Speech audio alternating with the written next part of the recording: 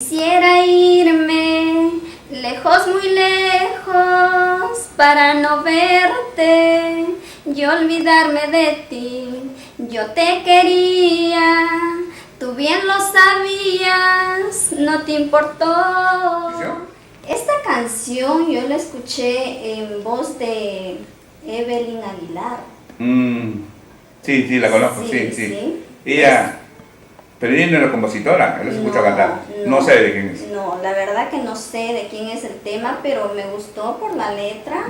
Y aparte que, nada, contenta porque al público también le gusta. Claro, quisiera irme. Quisiera irme, así es. Y aparte ese tema también es otro tema que siempre dejas de cantar en cada presentación que tienes. Son 2 cervezas. 2 cervezas.